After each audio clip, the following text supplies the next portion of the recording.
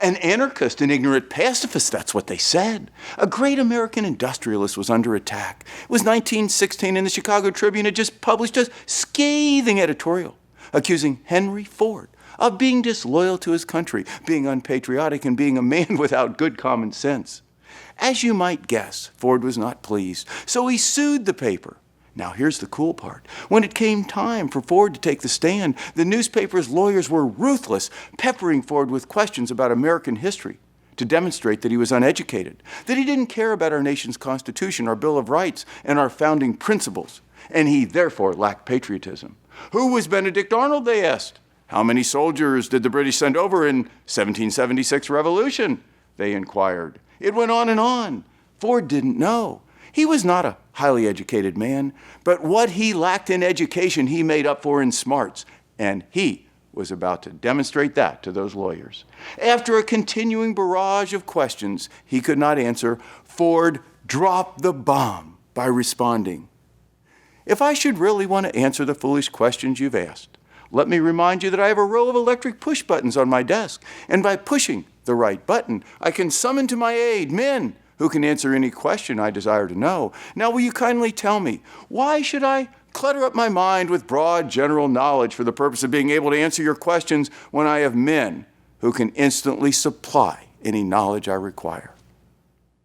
The newspaper's attorney sat dumbfounded. Ford had dismantled their case and disproved the newspaper's allegations in 10 seconds flat with the ultimate business certitude, an important lesson for anyone in real estate. This story has emphasized to me all my life in real estate the importance of spending my time gaining deep, specialized knowledge, developing narrow and specific skills, and working on fewer activities, having others do those peripheral things, working on fewer activities, the ones that were most likely to improve my likelihood of winning on every single listing appointment. Here's an example of how I applied that Henry Ford lesson. Let me ask you, do you know the definition of real estate? I mean, you're in the real estate business, so do you know the definition of real estate? Here it is.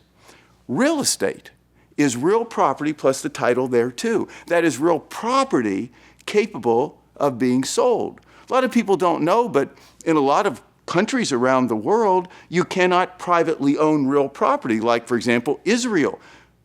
Private ownership of real property is not allowed. So while they have real property, they don't have real estate because there's no private ownership. Now in the US, of course, we have real property, which I'll talk to you about in a minute, and it is capable of being privately owned, so we have real estate, therefore we have a real estate business.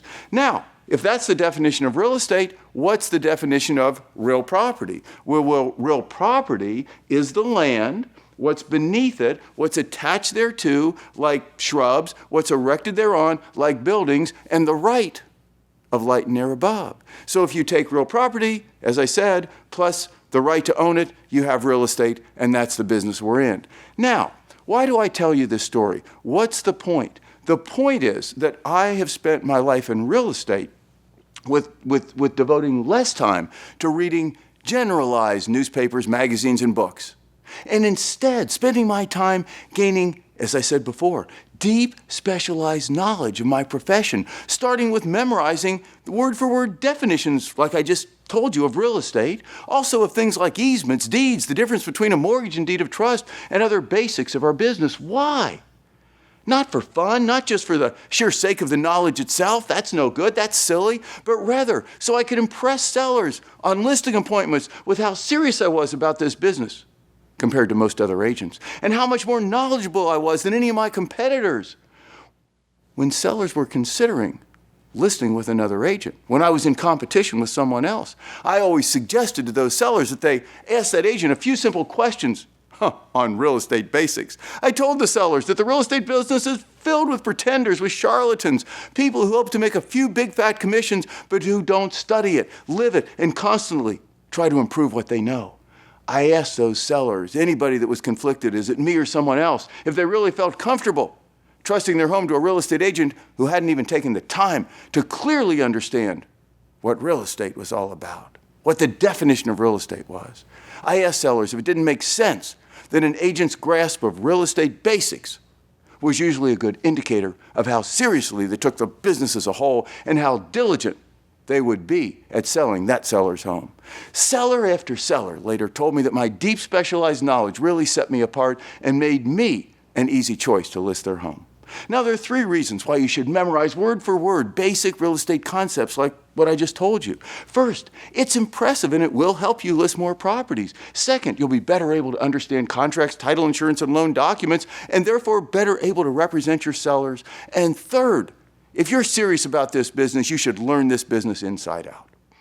Well, this is Greg Hague. Would you like to learn some more non-traditional real estate strategies designed to help you dominate your listing market? Well, come on over and visit us at realestatemaveriks.com and the990company.com, where we're writing the creative playbook on how you can win in real estate.